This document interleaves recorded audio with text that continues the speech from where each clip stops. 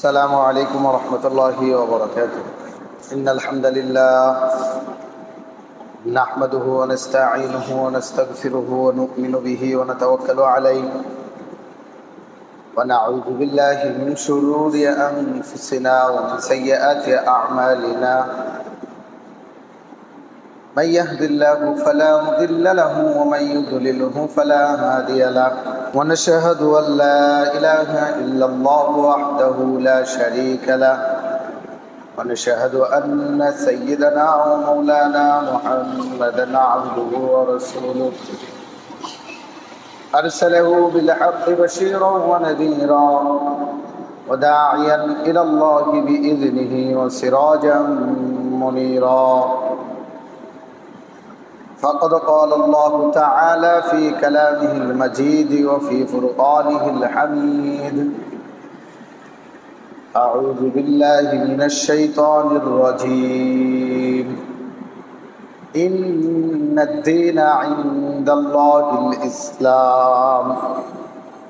وقال النبي صلى الله عليه وسلم: الدين النصيحة. قلنا لمن؟ قال لله ولكتابه ولرسوله ولأئمة المسلمين وعامتهم.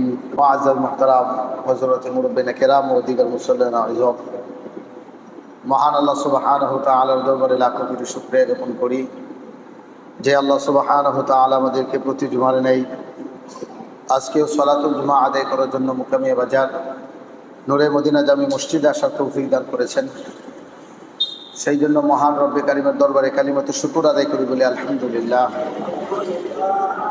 অগণিত দরুদ ও সালাম বর্ষিত হোক আমাদের নবী, বিশ্ব নবী, সকল নবীদের নবী মুহাম্মদুর রাসূলুল্লাহ সাল্লাল্লাহু আলাইহি ওয়াসাল্লামের উপর।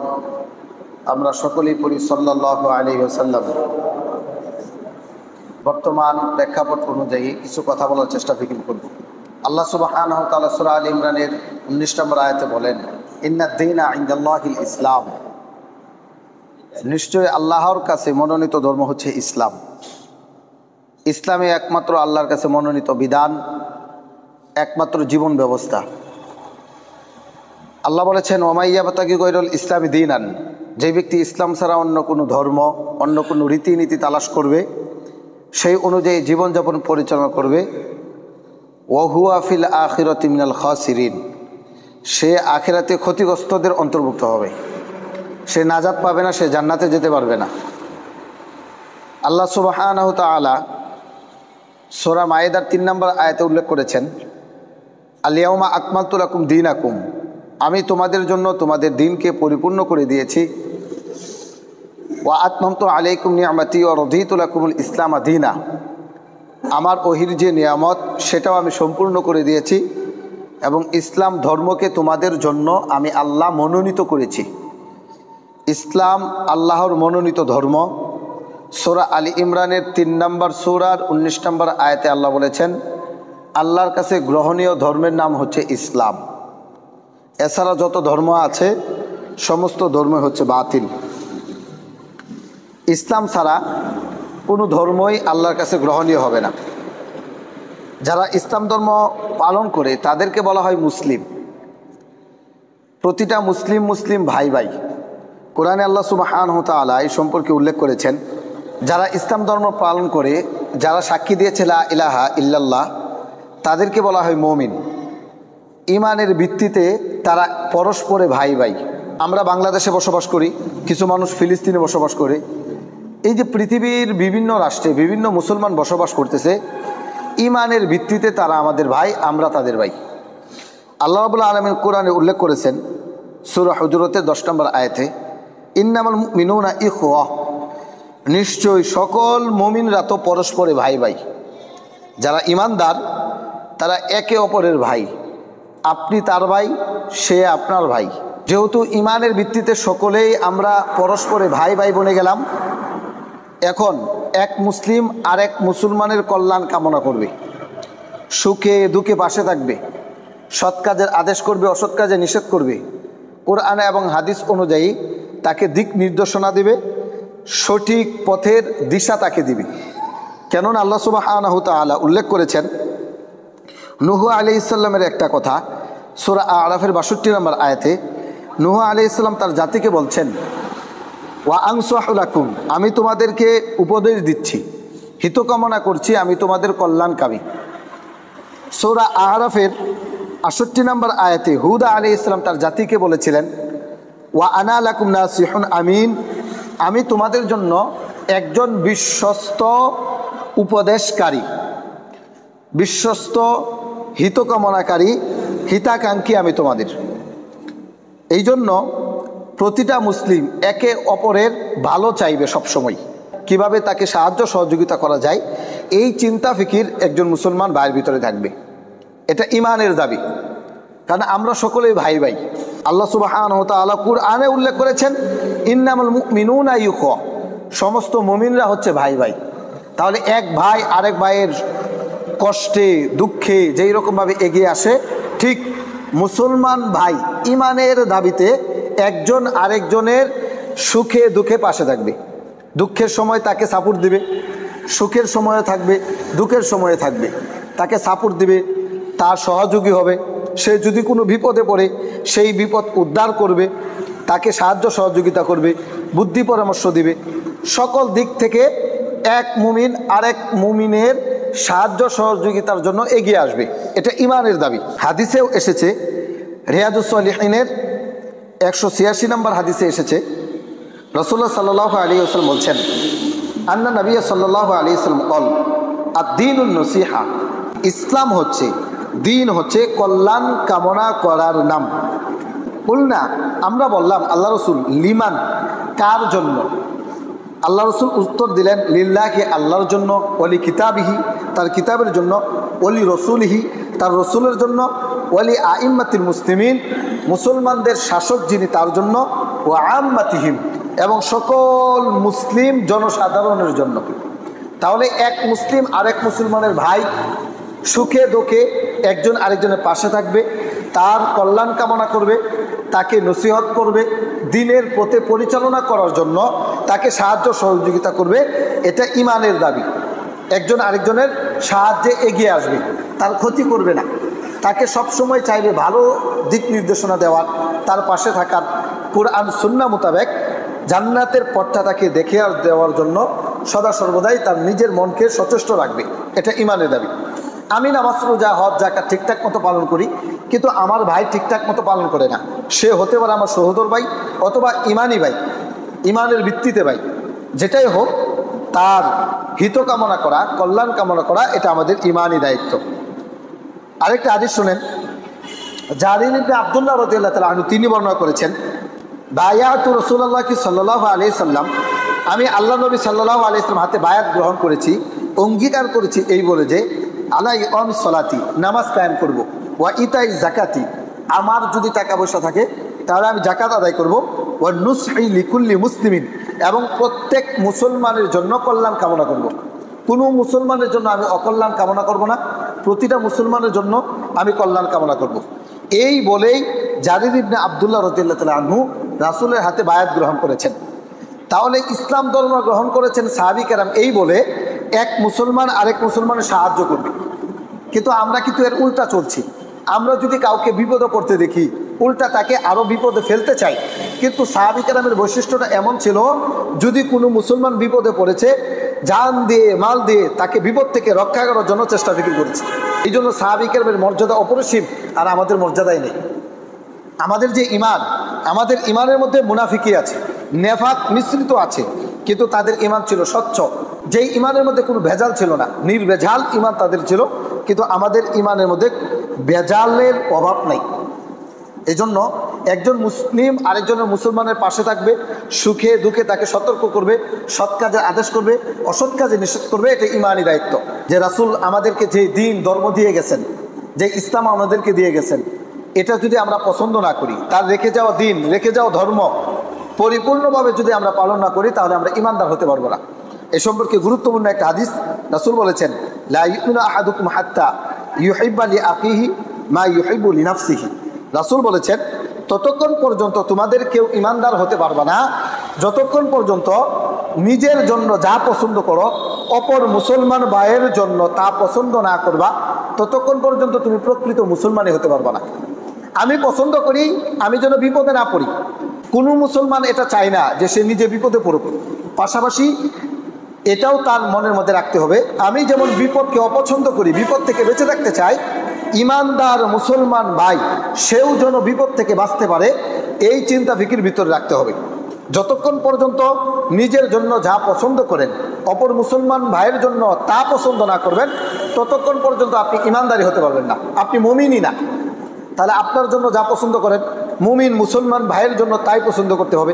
এখন আমাদের সমাজের মধ্যে এর উল্টা চলছে, আমার আত্মীয় স্বজন বিপদ থেকে মুক্ত থাকবে, অপরের আত্মীয় স্বজন বিপদে যুক্ত হবে, এর জন্য আমাদের মন সদা সর্বদা লালায়িত থাকে, চেষ্টাই করে কিভাবে তাকে বিপদে ফেলা যায়, কিভাবে তার ক্ষতি করা যায়, তার এত অর্থ সম্পদ হয়ে যাচ্ছে, তার এত নামডাক হয়ে যাচ্ছে, কিভাবে তাকে ডাউন করা যায়, কিভাবে তাকে সমাজের মধ্যে কলঙ্কিত করা যায়, এই চিন্তা ফিকিরেই আমরা সদা সর্বদাই মগ্ন থাকি। অথচ এটা ইমানদারদের বৈশিষ্ট্য না। ইমানদারদের বৈশিষ্ট্য হচ্ছে নিজেও ভালো থাকবেন, যেমন এটা পছন্দ করেন নিজে ভালো থাকা, ঠিক অপর মুসলমান ভাই ভালো থাকবে এটা পছন্দ করতে হবে। যদি এর বিপরীত হয় তাহলে আপনি ইমানদার না। এই জন্য আল্লাহ সুবহানাহু ওয়া তাআলা কুরআনে উল্লেখ করেছেন, ওয়ালতাকুম মিনকুম উম্মাতুন, তোমাদের মধ্য থেকে একটা দল এমন থাকা চাই যেই দলের কাজ হচ্ছে ইয়াদউনা ইলাল খায়রি, মানুষদেরকে কল্যাণের দিকে আহ্বান করবে, মানুষদেরকে বুঝাবে যে এটা কল্যাণ, ভাই এই পথে চলেন, ইসলামের পথ এটা, এটা জান্নাতের পথ, এটা জাহান্নামের পথ, এইভাবে মানুষদেরকে আহ্বান করবে কল্যাণের দিকে। ওয়ায়ামুরুনা বিল মারুফ, তারা সৎ কাজের আদেশ করবে, ওয়ায়ানহাউনা আনিল মুনকার, অসৎ কাজে নিষেধ করবে। সৎ কাজের আদেশ করা, অসৎ কাজে নিষেধ করার জন্য আল্লাহ সুবহানাহু ওয়া তাআলা একটা দল টিম গঠন করার জন্য আমাদেরকে আদেশ দিচ্ছেন যে হে মানুষ, হে ইমানদার, তোমাদের মধ্য থেকে একটা দল এমন থাকা চাই যেই দলটা মানুষদেরকে কল্যাণের দিকে ডাকবে, সৎ কাজের আদেশ করবে, অসৎ কাজে নিষেধ করবে। আল্লাহ বলেছেন যদি তোমরা এমন একটা দল তৈরি করতে পারো, ওয়া উলাইকা হুমুল মুফলিহুন, তাহলে তোমরা সফল হয়ে যাবে, আমি আল্লাহ তোমাদেরকে সফলতা দান করব। তাহলে মুসলমানদের মধ্য থেকে একটা দল এমন থাকা চাই যেই দলটা মানুষকে কল্যাণের দিকে ডাকবে, সৎ কাজে আদেশ করবে, অসৎ কাজে নিষেধ করবে। এমন একটা দল আমাদের এই মুসলিম সমাজের মধ্যে থাকা উচিত, যেইখানে অসৎ কাজ চলছে সেইখানে তারা গিয়ে বাধা দিবে, সৎ কাজে আদেশ দিবে, এই কাজ এখানে করতে দেওয়া হবে না, শক্তি প্রয়োগ করবে। এমন একটা দল থাকা আমাদের জন্য জরুরি, এটা আল্লাহ সুবহানাহু ওয়া তাআলা আদেশ। এবং মানুষদেরকে কল্যাণের দিকে আহ্বান করবে, ভাই এই কাজটা করেন না, এই কাজটা ভালো না, তাদেরকে সদা সর্বদাই সঠিক নসিহত করবে, এটা ঈমানি দায়িত্ব। পবিত্র কুরআন সূরা আলী ইমরান 3 নম্বর সূরা 104 নম্বর আয়াত, আল্লাহ সুবহানাহু ওয়া তাআলা এই সূরা আলী ইমরানের 110 নম্বর আয়াতে আরও উল্লেখ করেন, কুনতুম খায়রা উম্মাতিন, তোমরাই শ্রেষ্ঠতম জাতি। আমাদেরকে লক্ষ্য করে আল্লাহ বলছেন, হে উম্মতি মুহাম্মদ, তোমরা হলা শ্রেষ্ঠতম জাতি। কিসের ভিত্তিতে? উখরিজাতিন নাস, তোমাদেরকে বের করা হয়েছে মানুষের জন্য। তা'মুরুনা বিল মা'রুফি, তোমরা সৎ কাজের আদেশ দিবা, ওয়া তানহাউনা আনিল মুনকার, অসৎ কাজে নিষেধ করবা। মানুষদেরকে সৎ কাজে আদেশ দিতে হবে, অসৎ কাজে নিষেধ করতে হবে, এবং ওয়া তু'মিনুনা বিল্লাহি, আল্লাহর প্রতি ঈমান আনতে হবে। সৎ কাজে আদেশ দেওয়া, অসৎ কাজে নিষেধ করা, আল্লাহর প্রতি ঈমান আনার জন্যই আল্লাহ তাআলা আমাদেরকে বলেছেন আমরা হলাম শ্রেষ্ঠ জাতি। তাহলে একটা দল এমন থাকতে হবে যেই দল মানুষদেরকে সৎ কাজে আদেশ দিবে, অসৎ কাজ থেকে মানুষদেরকে বাধা দিবে, প্রয়োজনে লাঠি সোঁটা ব্যবহার করবে, যেভাবে সম্ভব সমাজ থেকে অসৎ কাজ দূর করবে। এমন একটা দল থাকা এটা আল্লাহর আদেশ, এবং সেই দলের সফলতা দান করবেন এটা আল্লাহর ওয়াদা। এমন একটা দল থাকা উচিত যেই দল অন্যায়ের বিপক্ষে দাঁড়িয়ে যাবে। কে তার পক্ষে কে তার বিপক্ষে এটা দেখা যাবে না, রাষ্ট্র তার বিপক্ষে, প্রশাসন তার বিপক্ষে, সমাজ জাতি গোষ্ঠী সব তার বিপক্ষে, সমস্যা নাই, এরপরেও আল্লাহর জন্য দাঁড়িয়ে যাবে, খুশি আল্লাহ, টেনশন নেই। আল্লাহ যদি কোনো ব্যক্তির প্রতি রাজি হয়ে যায় তাহলে আমাদের আর কোনো টেনশন নাই। এমন একটা দল থাকা আমাদের জন্য জরুরি। সূরা আরাফ 7 নম্বর সূরা 199 নম্বর আয়াতে আমাদের নবীকে আল্লাহ তাআলা লক্ষ্য করে বলেন, খুযিল আফওয়া ওয়া'মুর বিল উরফি ওয়া আ'রিদ আনিল জাহিলিন, হে নবী তুমি ক্ষমাশীলতা অবলম্বন করো, মানুষদেরকে ক্ষমা করো, মানুষের প্রতি বিদ্বেষ রাখিও না, মানুষদেরকে ক্ষমা করে দাও, মানুষ ভুল করবে তুমি ক্ষমা করো। ওয়া'মুর বিল উরফি, সৎ কাজের আদেশ করো, মানুষদেরকে সৎ কাজের আদেশ করো, এটা আল্লাহর আদেশ। পাশাপাশি ওয়া আ'রিদ আনিল জাহিলিন, মূর্খ ব্যক্তি যারা তাদেরকে এড়িয়ে চলো, মূর্খদের সঙ্গী তুমি হইও না। মূর্খদের সঙ্গী যদি আপনি হন তাহলে তারা আপনাকে সম্মান করতে গিয়ে অপমান করে বসবে। এই জন্য মূর্খদেরকে আপনি এড়িয়ে চলেন। আল্লাহ সুবহানাহু ওয়া তাআলা আরও উল্লেখ করেছেন, ওয়াল মুমিনুনা ওয়াল মুমিনাতু বা'দুহুম আউলিয়াউ বা'দ, ঈমানদার নারী এবং পুরুষ তারা একে অপরের বন্ধু। ইয়া'মুরুনা বিল মা'রুফি ওয়া ইয়ানহাউনা আনিল মুনকার, তারা কি করে? সৎ কাজের আদেশ করে, অসৎ কাজে নিষেধ করে। তাহলে ঈমানের ভিত্তিতে আল্লাহ বলেছেন ইন্নামাল মুমিনুনা ইখওয়া, সমস্ত ঈমানদার হচ্ছে পরস্পরে ভাই ভাই সম্পর্ক। পৃথিবীর যত মুসলমান আছে সমস্ত মুসলমান ঈমানের ভিত্তিতে ভাই, সমস্ত মুসলমান ঈমানের ভিত্তিতে ভাই। সে ফিলিস্তিনে বসবাস করতে পারে, গাজায় বসবাস করতে পারে, মায়ানমারে বসবাস করতে পারে, ভারতে বসবাস করতে পারে, পৃথিবীর আনাচে কানাচে যেখানেই বসবাস করুক, ঈমানের ভিত্তিতে সেই ব্যক্তি আমার ভাই। এই আয়াতের মধ্যে আল্লাহ বলেছেন যে ঈমানদার নারী এবং পুরুষ তারা পরস্পরে বন্ধু, একে অপরের সহযোগী, তারা বন্ধু। তারা কি করে? ইয়া'মুরুনা বিল মা'রুফ ওয়া ইয়ানহাউনা আনিল মুনকার, তারা সৎ কাজে আদেশ করে, অসৎ কাজে নিষেধ করে। সূরা তাওবা 9 নম্বর সূরা 71 নম্বর আয়াত। এই যে সৎ কাজে আদেশ করাটা, অসৎ কাজে নিষেধ করাটা, এটা যে কতটুকু জরুরি, এটা যদি আমরা না করি, আল্লাহ সুবহানাহু ওয়া তাআলা দুইটা জাতির কথা উল্লেখ করেছেন। সূরা মায়েদা 5 নম্বর সূরা 78 এবং 79 নম্বর আয়াতে উল্লেখ করেন, লুইনাল্লাযীনা কাফারু মিন বানি ইসরাঈলা আলা লিসানি দাউদা ওয়া ঈসা ইবনে মারইয়াম, বনি ইসরায়েলদের মধ্যে যারা অবিশ্বাস্য ছিল, যারা কাফের, তাদেরকে আল্লাহ তাআলা দাউদ এবং ঈসা ইবনে মারইয়ামের জবানের মাধ্যমে তাদেরকে অভিশাপ করেছেন। আল্লাহ বলছেন যালিকা বিমা আসৌ ওয়া কানু ইয়াতাদুন, তারা ছিল সীমা লঙ্ঘনকারী। এই জন্য আল্লাহ তাআলা ঈসা ইবনে মারইয়াম এবং দাউদ আলাইহিস সালামের জবানের মাধ্যমে বনি ইসরায়েলদেরকে অভিশাপ করেছেন। তারা কি করত? কানুলা ইয়াতানাহাউনা আন মুনকারিন ফাআলুহু, তারা যেসব গর্জিত কাজ করত, খারাপ কাজ করত, এই খারাপ কাজে একে অপরকে তারা বাধা দিত না। তারা দেখতো যে লোকটা খারাপ কাজ করতেছে, কিন্তু তারা বাধা দিত না। এই কারণে আল্লাহ তাআলা তাদের প্রতি অভিশাপ করেছেন। আল্লাহ বলেছেন লাবিসা মা কানু ইয়াফআলুন, তারা যা করে এটা কতই না নিকৃষ্টতম একটা কাজ। তাহলে আল্লাহ সুবহানাহু ওয়া তাআলা অসৎ কাজে বাধা না দেওয়ার কারণে বনি ইসরাইলদেরকে দুইজন নবীর মাধ্যমে অভিশাপ করেছেন। একজনের নাম দাউদ, আরেকজনের নাম ঈসা।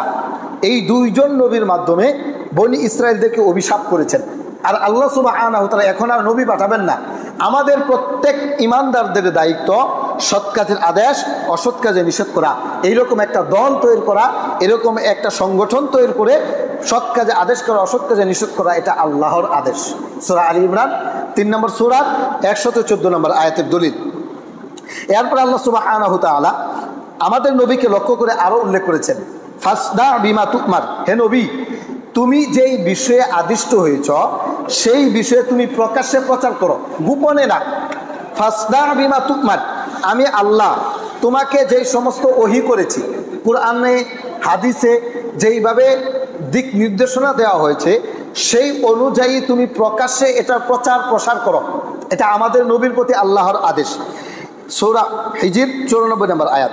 এরপর আল্লাহ সুবহানাহু ওয়া তাআলা আরও উল্লেখ করেছেন, আনজাইনাল্লাযীনা ইয়ানহাউনা আনিস সু, আমি আল্লাহ তাআলা তাদেরকে আযাব থেকে বাঁচিয়েছি যারা মানুষদেরকে ফিরাইছে, ভাই এই কাজটা কইরেন না, এটা হারাম, বাধা দিয়েছে, এটা করতে পারবেন না, এটা নিষেধ, এটা করা হারাম, এটা গুনার কাজ, এরকম ভাবে যারা বাধা দিয়েছে, আল্লাহ বলেছেন যে আনজাইনাল্লাযীনা ইয়ানহাউনা আনিস সু, যারা খারাপ কাজ থেকে মানুষদেরকে বাধা দিত তাদেরকে আমি আল্লাহ মুক্তি দিয়েছি। ওয়া আখাযানাল্লাযীনা যালামু বিআযাবিন বাঈসিম বিমা কানু ইয়াফসুকুন, এবং তাদেরকে আমি পাকড়াও করেছি যারা দুনিয়াতে পাপ কাজ করে বেড়াইতো, খারাপ কাজ করে বেড়াইতো, নিকৃষ্ট কাজ করত, তাদেরকে আমি কঠোর শাস্তি দিয়েছি। তাহলে বোঝা গেল যারা মানুষদেরকে খারাপ কাজ থেকে বাধা দেয়, নিষেধ করে এটা হারাম, এটা গুনাহের কাজ, এটা করতে পারবেন না, আল্লাহ তাআলা তাদেরকে নাজাত দিয়েছিলেন। এখনও যদি কোনো ব্যক্তি নাজাত পেতে চায় তাহলে মানুষদেরকে খারাপ কাজ থেকে বাধা দিতে হবে, এটা ঈমানি দায়িত্ব। এবং যারা খারাপ কাজে লিপ্ত তাদেরকে আল্লাহ কঠোর শাস্তি দিয়েছেন। জেনে রাখুন, যারা বিভিন্ন পাপ কাজে লিপ্ত আছেন, যদি পাপ কাজ না ছাড়েন তাহলে আল্লাহর আযাব আসবে, আসবে আযাব আল্লাহর। যদি দুনিয়াতে আপনি বেঁচে যান, যদি দুনিয়াটাই আপনার জন্য জান্নাত হয়ে থাকে তাহলে ভিন্ন বিষয়, কিন্তু পরকালে যাওয়ার সাথে সাথে আল্লাহ তাআলা আপনাকে গ্রেফতার করবেন। যখন কণ্ঠনালী থেকে রুহুটা চলে যাবে, যখন শ্বাস নিঃশ্বাস বন্ধ হয়ে যাবে, যখন মৃত্যুর কুলে ঢেলে পড়বেন, যখন আপনাকে কবরস্থ করা হবে, কবর থেকে শুরু হবে আপনার আযাব। এরপরে হাসরের ময়দান, পুলসিরাতের পুর, এরপরে জাহান্নাম তো রয়েই গেছে। এইভাবে শাস্তি আল্লাহ সুবহানাহু ওয়া তাআলা দিবেন। সুস্পষ্টভাবে হাদিসের মধ্যে এসেছে, আল্লাহ নবী সাল্লাল্লাহু আলাইহি ওয়াসাল্লাম উল্লেখ করেছেন, আবু সাঈদ খুদরি রাদিয়াল্লাহু তাআলা আনহু থেকে হাদিস বর্ণনা করা হয়েছে। তিনি বলছেন, মান রাআ মিনকুম মুনকারান ফালইউগাইয়িরু বিয়াদি। দেখো, তোমাদের মধ্য থেকে যদি কোনো ব্যক্তি খারাপ কাজ কাউকে করতে দেখো, রাসূল বলেন, হাদিসটা ভালো করে শুনেন, মান রাআ মিনকুম, তোমাদের মধ্য থেকে যেই ব্যক্তি কোনো খারাপ কাজ হইতে দেখে, ফালইউগাইয়িরু বিয়াদি, সে যেন এই খারাপ কাজটা হাত দ্বারা পরিবর্তন করে, এটা যেন বন্ধ করে দেয়। খারাপ কাজটা যদি তার সামর্থ্য থাকে, এই খারাপ কাজটা সে হাত দ্বারা পরিবর্তন করবে। কি দ্বারা পরিবর্তন করবে? হাত দ্বারা।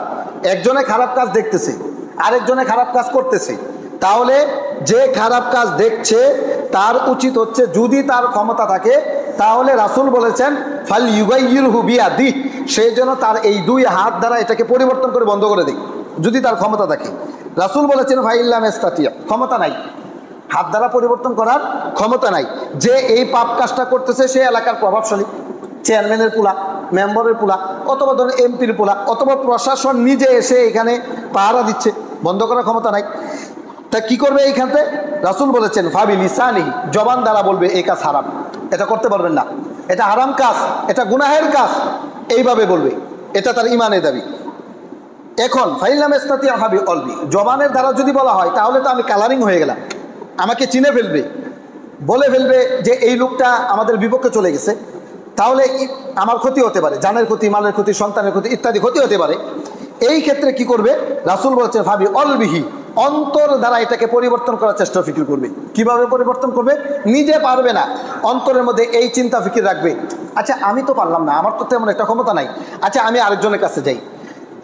এইভাবে সে আরেকজনের কাছে যাবে, সে আরেকজনের কাছে যাবে, এইভাবে তাবলিগ করবে, তাবলিগ করে প্রচার প্রসার করে এই কাজটা বন্ধ করার চেষ্টা ফিকির করবে। এই যে চেষ্টা ফিকিরটা যে করেছে, রাসূল বলেছেন ওয়াযালিকা আদআফুল ঈমান, এটা একেবারে ঈমানের সর্বনিম্ন স্তর, এরপরে আর কোনো স্তর নাই। সর্ব উত্তম স্তর হচ্ছে হাত দ্বারা পরিবর্তন করা, এরপরে দ্বিতীয় স্তর হচ্ছে জবান দ্বারা পরিবর্তন করা, তৃতীয় স্তর হচ্ছে অন্তর দ্বারা পরিবর্তন করা। তাহলে ইমানের দাবি হচ্ছে কোনো খারাপ কাজ যদি হতে দেখা যায়, তাহলে সেই খারাপ কাজকে বন্ধ করা, এটা আমাদের ইমানি দায়িত্ব। সম্মানিত উপস্থিতি, আমরা মুসলিম, শুরুতেই বলেছি, যারা শুরুতে ছিলেন না তারা হয়তো বুঝবেন না, প্রতিটা মুসলিম ইমানের ভিত্তিতে ভাই ভাই। প্রতিটা মুসলিম কিসের ভিত্তিতে ভাই ভাই? ইমানের ভিত্তিতে ভাই ভাই। আল্লাহ বলেছেন ইন্নামাল মুমিনুনা ইখওয়া, সমস্ত মুসলিম ইমানের ভিত্তিতে ভাই ভাই। আরেক আয়াতে আল্লাহ বলেছেন সমস্ত মুসলিম হচ্ছে একে অপরের বন্ধু। তাহলে আপনি আমার বন্ধু, আমি আপনার বন্ধু, আপনি আমার ভাই, আমি আপনার ভাই। তা ভাই ভাইয়ের কোনো সময় অকল্যাণ চাই না, কল্যাণ চাই। প্রত্যেকটা ভাই তার ভাইয়ের কল্যাণ চাই। আপনি যদি একজনের ভাইকে আঘাত করেন, সে এসে আপনাকে আঘাত করবে, কেন আপনি তার ভাইকে আঘাত করলেন? তাহলে ইমানের ভিত্তিতে যেহেতু আমরা সকলেই ভাই ভাই, একে অপরে মিলেমিশে চলতে চাই, সেই প্রেক্ষিতে আল্লাহর আদেশ হচ্ছে একে অপরকে নসিহত করা, দিক নির্দেশনা দেওয়া, এটা ইমানি দায়িত্ব। এই আদেশটা করেছেন কে? আল্লাহ তাআলা আদেশ করেছেন। যেই বিষয়টি আজকে আপনাদের সম্মুখে বিস্তারিত আলোচনা করতে চেয়েছিলাম, আপনারা এসেছেন পরে, এরপরে যেহেতু 20 মিনিট সময় আছে, এই বিষয়ে একটু ভালো করে বুঝেন। আমাদের বর্তমান বাংলাদেশের মধ্যে একটা বিষয় সবচেয়ে বেশি ভাইরাল, সেটা হচ্ছে ইসকন নামে একটা হিন্দু সংগঠন আমাদের এই বাংলাদেশের মধ্যে আবির্ভাব হয়েছে। হিন্দুদের মধ্য থেকে একটা সংগঠনের নাম হচ্ছে ইসকন। সবাই বলেন কি নাম? ইসকন। এটা উগ্রবাদী হিন্দু। সাধারণ যে হিন্দু আমাদের সমাজে বসবাস করে এরা না, হিন্দুদের মধ্য থেকে যাদের মনোভাব কঠোর, কঠোর স্বভাবের অধিকারী, তারা একটা সংগঠন খুলেছে, যে সংগঠনের নাম হচ্ছে ইসকন। তাদের বৈশিষ্ট্য, তাদের উদ্দেশ্য, তাদের কাজকর্ম কি কি, এই নিয়ে আজকে আপনাদেরকে বিস্তারিত আমি জানানোর চেষ্টা করব। প্রথমত আমরা একটা বিষয় জানি, এক ভাই আরেক ভাইকে সতর্ক করে কিভাবে, যে দেখো ভাই, সে কিন্তু আমাদের বিরোধী লোক, শত্রুপক্ষ, তার সাথে তুমি চলাফেরা করো না, তার সাথে উঠা বসা করো না, উঠা বসা করলে সে সমস্যায় ফেলতে পারে, তোমার ক্ষতি করতে পারে। বাবা ছেলেকে উপদেশ দেয়, ভাই ভাইকে উপদেশ দেয়, চাচা ভাতিজাকে উপদেশ দেয়, অথবা বন্ধু বান্ধবকে উপদেশ দেয় যে এদের সাথে চলাফেরা করো না, এরা আমাদের শত্রু। এমনটা ঘটে কি ঘটে না? ঘটে। আল্লাহ আমাদের অভিভাবক, তিনি আমাদের বন্ধু, তিনি আমাদেরকে জানাচ্ছেন কোরআনের মধ্যে, লাতাজিদান্না আসাদ্দান নাসি আদাওয়াতাল লিল্লাযিনা আমানুল ইয়াহুদা ওয়াল্লাযিনা আশরাকু। হে ঈমানদারগণ, তোমরা ভালো করে জেনে রাখো, যারা আমি আল্লাহতে বিশ্বাসী, তোমাদের জন্য প্রধানতম শত্রু হচ্ছে দুই শ্রেণীর মানুষ। কয় শ্রেণীর মানুষ? এই কথাটা আমি জানাচ্ছি না, জানাচ্ছেন কে? আল্লাহ জানাচ্ছেন। আল্লাহ কি বলছেন? হে মুসলমানগণ, তোমরা জেনে রেখো, তোমাদের যে শত্রু তারা হলো মানুষদের মধ্য থেকে দুই শ্রেণীর মানুষ। কয় শ্রেণীর মানুষ? দুই শ্রেণীর মানুষ। এক নম্বর হচ্ছে ইহুদি, আরেক নম্বর হচ্ছে মুশরিক। এক নম্বর হচ্ছে ইহুদি, আরেক নম্বর হচ্ছে মুশরিক। ইহুদি তো সকলে চিনেন। মুশরিক কারা? মুশরিক হলো হিন্দু, খ্রিস্টান, যারা আল্লাহকে বাদ দিয়া অন্য দেবদেবীর পূজা করে, অন্যকে মান্য করে, তারাই মুশরিক। সোজা কথা বুঝেন, যারা আল্লাহ ছাড়া অন্য কোনো ইলাহ গ্রহণ করেছে তারাই হলো মুশরিক। তাহলে হিন্দুরা আল্লাহ ছাড়া দেবদেবী গ্রহণ করেছে, তারা হলো মুশরিক। তাহলে আল্লাহর এই কথা অনুযায়ী বোঝা গেল, সূরা মায়েদার 5 নম্বর সূরা 82 নম্বর আয়াত, এটা এই কথা অনুযায়ী বোঝা গেল যে ইহুদিরা আমাদের শত্রু, হিন্দু, বৌদ্ধ, খ্রিস্টান, যত অমুসলিম আছে ইমানদারদের শত্রু। এই কথাটা আমি বলেছি নাকি আল্লাহ বলেছেন? আল্লাহ বলেছেন। তাহলে তিনি বলছেন যে দেখো ইমানদার, তোমরা তোমাদের শত্রু মিত্র চিনে রাখো। তোমাদের বন্ধু হলো এক মুসলিম আরেক মুসলিম, আর শত্রু হলো তোমাদের অমুসলিম যারা, তারা। এরা তোমাদের কখনো বন্ধু হতে পারে না। তুমি তাদেরকে বন্ধু বানাইবা, কিন্তু তারা তোমাদের বন্ধুত্ব গ্রহণ করবে না। তারা তোমাদের কাছে আসবে, তোমাদেরকে ভালোবাসবে, দেখাবে যে ভালোবাসি তোমাদেরকে, কিন্তু প্রকৃতপক্ষে তারা আপনাদেরকে ভালোবাসবে না। যেহেতু মানুষ সৃষ্টি করেছেন কে? হিন্দুদেরকে কে সৃষ্টি করেছেন? আল্লাহ সৃষ্টি করেছেন। তা তিনি বলছেন যে হিন্দুরা এমন যে এরা তোমাদেরকে কখনো বন্ধু পাবে না, এরা তোমাদের শত্রু, জাতিগতভাবে শত্রু। কোরআনে আল্লাহ তাআলা উল্লেখ করেছেন। তাহলে এই আয়াত থেকে আমরা বিষয়টা জানতে পারলাম যে মুশরিকরা আমাদের শত্রু। একটা ঘটনা বলি, মক্কার মুশরিকদের সর্বাধিক জুলুমের শিকার হয় মুসলমানরা। যখন তাদের প্রতি নির্যাতনের স্টিম রুলার চালানো হয়, এই মক্কার মুসলিমরা কি করে? মক্কা থেকে হিজরত করে হাবশায় চলে যায়। হাবশার তখন গভর্নর ছিল নাজাশী। এই নাজাশী গভর্নর তাদেরকে আশ্রয় দেয়, সেখানে বসবাস করে, তাদেরকে থাকতে দেয়, পড়তে দেয়, তাদেরকে আলিঙ্গন করে।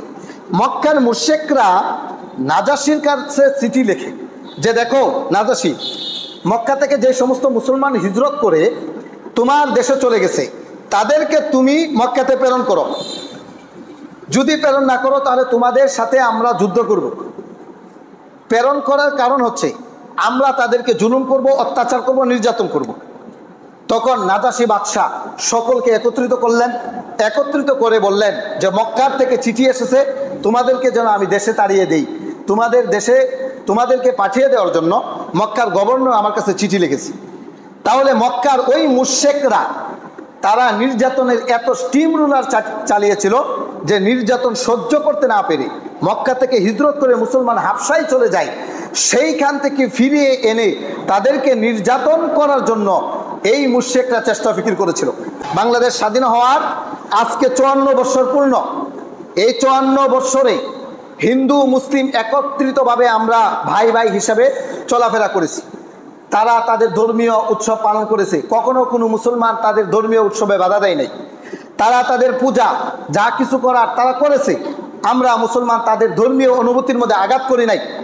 কিন্তু মুসলমান যে তাদেরকে ভাই হিসেবে মেনে নিয়েছে, আগলে ধরেছে, তাদেরকে বন্ধু হিসেবে নিয়েছে, একসাথে বসে চা খেয়েছে, এই সুযোগে একটা সংগঠন এই দেশের মধ্যে কার্যকর হয়েছে, সেটা হচ্ছে ইসকন।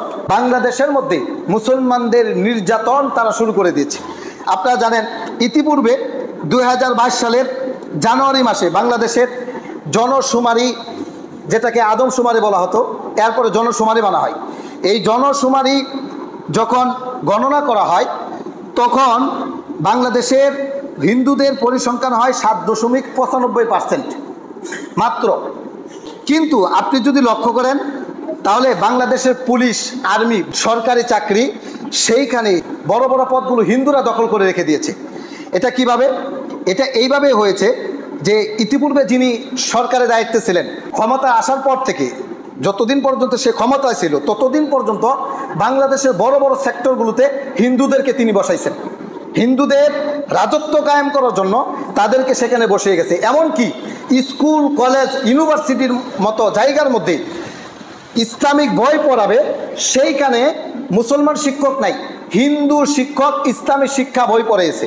ঢাকা বিশ্ববিদ্যালয়ের মতো একটা বিশ্ববিদ্যালয়ের মধ্যে মুসলিমদের টাকায় যে বিশ্ববিদ্যালয় গড়ে উঠেছে, সেইখানে মুসলমান ছেলেমেয়েরা ইফতার করবে, সেই ইফতার পাঠটি বন্ধ করে দিয়েছে। সাম্প্রদায়িক দাঙ্গা হাঙ্গামার নাম দিয়া তারা এটাকে বন্ধ করে দিয়েছে। অথচ সেই বিশ্ববিদ্যালয়ের মধ্যে হিন্দুরা খোলা তরবারি নিয়ে পূজা উদযাপন করেছে, প্রশাসন বাধা দেয়নি। এটা স্বৈরাচারী শাসকের আমলে হয়েছে। এইভাবে প্রত্যেকটা সেক্টরের মধ্যে হিন্দুত্ববাদ কায়েম করে রেখে দিয়েছে। সম্মানিত উপস্থিতি, এখন আমরা জানবো এই যে ইসকনের পরিচয় এবং তাদের অপতৎপরতা কোথা থেকে হলো। এই ইসকন মনে রাখবেন, আমরা যদি গুগলে সার্চ দিই, উইকিপিডিয়ার তথ্য অনুযায়ী জানা যায় ইসকনের মূল মিনিং হলো ইন্টারন্যাশনাল সোসাইটি ফর কৃষ্ণ কনসাসেন্স, যার জন্ম হয়েছে বিদেশে, এটা আমাদের দেশে জন্ম না। 1966 সালে নিউ ইয়র্ক সিটিতে এটার সংগঠনটা কার্যকরী সংগঠনভাবে এটার স্থাপনা করা হয়। এরপরে বাংলাদেশে বিভিন্ন দেশের মধ্যে তারা এই সংগঠন পরিচালনা করে। বিভিন্ন রাষ্ট্রের মধ্যে এই ইসকন যে সংগঠন এটা নিষিদ্ধ। এর মধ্যে একটা রাষ্ট্র হচ্ছে রাশিয়া, আরেকটা হচ্ছে চীন, আরেকটা হচ্ছে সিঙ্গাপুর, এমন আরব দেশগুলো, প্রত্যেকটা দেশের মধ্যে এই ইসকন সংগঠন নিষিদ্ধ। ইসকন একটি উগ্রবাদী সংগঠন। মুসলমানদের ধর্মীয় অনুভূতির মধ্যে আঘাত হানার জন্য, সাম্প্রতিক দাঙ্গা হাঙ্গামা লাগানোর জন্য এই ইসকন সংগঠন তৈরি হয়েছে। মুসলমান এবং হিন্দুদের মধ্যে যেন একটা সাংঘর্ষিক হয়, মারামারি হয়, হানাহানি হয়, কাটাকাটি হয়, এই জন্যই মূলত ইসকন সংগঠন হয়েছে। এমনকি উইকিপিডিয়ায় আপনি সার্চ দিবেন, দেখবেন ইসকনের 800-র উপরে মন্দির রয়েছে সারা পৃথিবীর মধ্যে। সেই মন্দির থেকে তারা প্রকাশ্যভাবে ঘোষণা দেয় যে তারা সশস্ত্রভাবে প্রস্তুত, মুসলমানদেরকে কল্লা কাটবে এবং তাদেরকে হত্যা করবে। এটা তাদের ফেসবুক স্ট্যাটাস এবং তাদের সাংগঠনিকভাবে এটা প্রচার প্রসার করা হয়। আমরা এর ফল দেখেছি ইতিপূর্বে। কিভাবে দেখেছি এটা আপনারা জানেন। ইতিপূর্বে চট্টগ্রামে জজকোর্টের সামনে আলিফ নামক অ্যাডভোকেট আলিফ নামক একজন ব্যক্তিকে তারা প্রকাশ্যভাবে জবাই করে দিয়েছে মুসলমান। কিছুদিন পূর্বে এই ব্রাহ্মণবাড়িয়াতে 7 জন মুসলমান যুবককে ধরে নিয়ে ইসকনের মন্দিরে নিয়ে তারা বেদর পিটিয়েছে। পিটাইতে পিটাইতে 2 জনকে সেখানেই মেরে ফেলেছে। 5 জনকে তারা ছেড়ে দিয়েছে, তাদেরকে এরপরে চিকিৎসা করা হয়েছে। প্রশাসন এই নিয়ে কোনো কথা বলে নেই। প্রশাসন নীরব। কিভাবে কথা বলবে? কারণ প্রশাসনের ঊর্ধ্বতন কর্মকর্তা যারা, তারা হিন্দুত্ববাদ কায়েম করে রেখে দিয়েছে। আর এটা স্বৈরাচারী শাসকের মাধ্যমে হয়েছে। গাজীপুরে একটা ঘটনা ঘটেছে। একজন ইমাম, এই যে আমি আজকে যেরকমভাবে আপনাদেরকে ইসকন সম্পর্কে সতর্ক করতেছি, তিনিও ইসকন সম্পর্কে এরকমভাবে সতর্ক করেছিলেন। এই জন্য গত জুমাতে গাজীপুর TNT কেলনি মসজিদের খতিব মুফতি মহিবুল্লাহ মাদানী সাহেবকে এই ইসকন সদস্য প্রথমত চিঠি লিখে একটা হুমকি দেয়। এরপরে এই চিঠিটা বাসার সামনে দেয়, মসজিদে দেয়। এরপরে তাকে অপহরণ করে। অপহরণ করার পরে গতকাল 23 তারিখ পঞ্চনগর পাহাড়ি অঞ্চলে একেবারে শেষ সীমানায় একেবারে হাত পায়ের মধ্যে শিকল দিয়ে বেঁধে সেখানে তাকে লটকে রেখে চলে যায় তারা, অপহরণ করে। প্রশাসন এই নিয়ে নীরব নিস্তব্ধ, কোনো কথা বলে না। এরপরে তাদের দাবি, সেই চিঠির মধ্যে তারা লিখেছে, অচিরেই আমরা বাইতুল মুকাররম মসজিদ গুড়িয়ে দিব, অচিরেই নির্যাতন, নিপীড়ন, জুলুম, অত্যাচার তোমাদেরকে করা হবে। এটা ইসকনের পক্ষ থেকে তারা সেই চিঠির মধ্যে উল্লেখ করেছে। এরপরে ইসকনের আরেকটা সবচেয়ে কঠিনতম যেই বিষয়টা তারা সাজিয়েছে, সেটা হচ্ছে কি, বাগুয়া লাভ ট্র্যাপ নামে একটা সংগঠন তারা করেছে। এর উদ্দেশ্য কি? এর উদ্দেশ্য হচ্ছে মুসলিম নারীদেরকে টার্গেট করবে। তারা মুসলিম যুবতী নারীদেরকে তারা টার্গেট করবে। তারা প্রেমের নামে, ভালোবাসার নামে তারা মুসলিম নারীদের কাছে যাবে। তারা মুসলিম নারীদেরকে আয়ত্ত নেবে। ইতিপূর্বে তারা নিয়েছে, আপনারা দেখেছেন বিভিন্ন জায়গায় ঘটনা তারা প্রকাশও করেছে। এমনকি তারা এটা ওপেনলি প্রকাশও করে যে আমরা অমুক মুসলমান নারীর পেটের মধ্যে জয় শ্রীরামের বাচ্চা ঢুকিয়ে দিয়েছি, এইভাবে তারা বলে। মুসলিম নারীরা হিন্দুদের মিষ্টি মিষ্টি কথায় তারা পটে যায়। পটে গিয়ে তাদের সাথে প্রেম প্রীতি ভালোবাসার নাম দিয়ে ইজ্জত হরণ করে। এরপরে এই প্রেমিকের সাথে ওই মহিলা যখন যায় গোপনে ভিডিও ধারণ করে, ভিডিও ধারণ করার পরে যে এখন থেকে আমি যা বলবো তুমি তাই করবা, আমার কথা অনুযায়ী যদি না চলো তাহলে তোমার এই ভিডিও ফাঁস করে দেব। এরপরে সংবদ্ধভাবে 2 জন 4 জন 5 জন মিলে ওই তরুণীকে দর্শন করে বারবার এই সমস্ত ঘটনা ফেসবুকে, ইউটিউবে, সোশ্যাল মিডিয়ার মধ্যে তারা ছেড়ে দিয়েছে।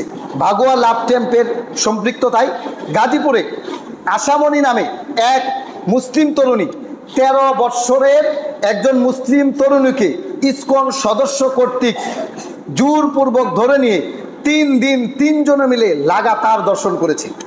গাজীপুরের প্রশাসন থেকে শুরু করে যারা আছে ঊর্ধ্বতন কর্মকর্তা সবাই নীরব।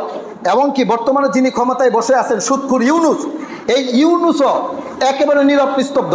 তার বাবার এজেন্ডা বাস্তবায়ন করার জন্য বাংলাদেশে এসেছে। আর এই দিক দিয়ে সংখ্যাগরিষ্ঠ মুসলমানের দেশ, মুসলমানের দেশের মধ্যে ইসকন সদস্য আমার বোনের ইজ্জত নিয়ে তারা নাশকতা শুরু করে দিয়েছে। আর ইন্টারিম সরকার বসে বসে তাড়াশা করতেছে। সরকারকে একেবারে সুস্পষ্ট ঘোষণা এমনভাবে দেওয়া আমাদের ইমানি দায়িত্ব, সরকার আপনাকে 24 জুলাই অভ্যুত্থানের পরে বসানো হয়েছে, যদি ট্রেনিং ব্রিং করেন আমরা যেরকম বসাইছি গাড় ধরে সেই ক্ষমতা থেকে আমরা বের করে দেবো, ঠিক কিনা?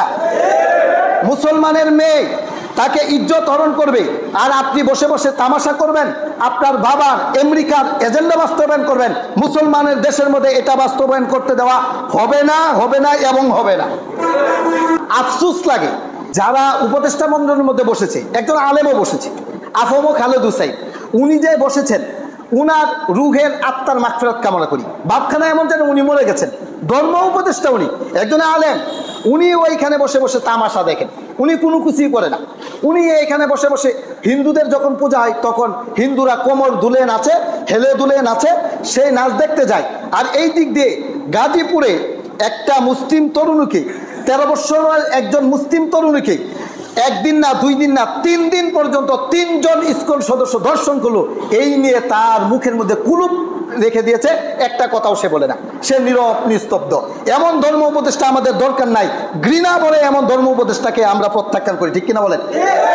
কি হবে এমন ধর্ম উপদেষ্টা দিয়ে? কি হবে এমন ধর্ম উপদেষ্টা দিয়ে? সম্মানিত উপস্থিতি, ভাগোয়া লাভ ট্র্যাপ এটা একটা কঠিন ষড়যন্ত্র। কিভাবে?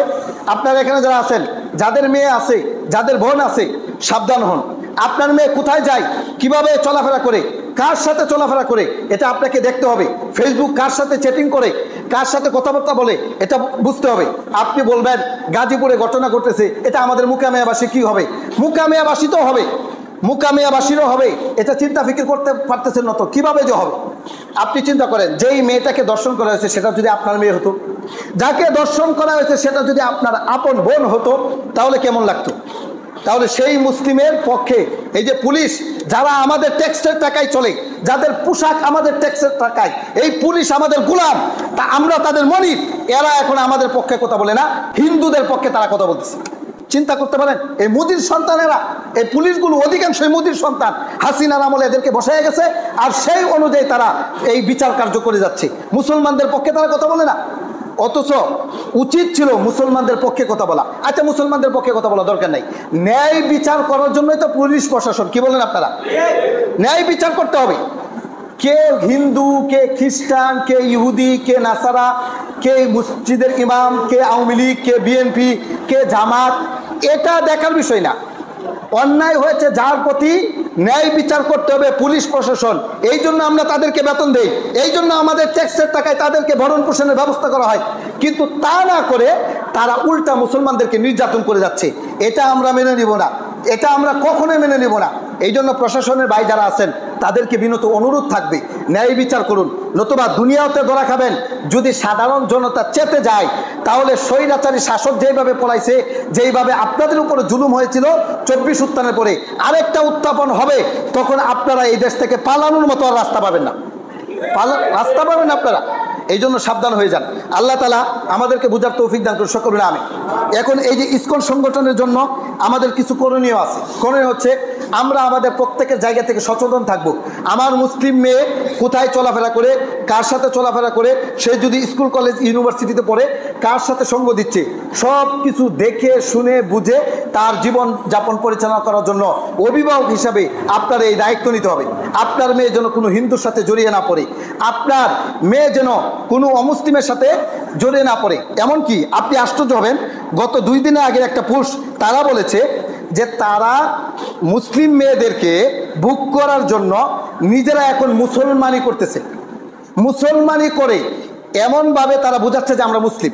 এমনকি তারা এমনভাবে বলছে যে দেখো, যে তুমি যদি আমার প্রেমে আসক্ত হও তাহলে আমি ধর্ম স্থানান্তরিত হব, আমি মুসলমান হয়ে যাব, হিন্দু আর থাকবো না।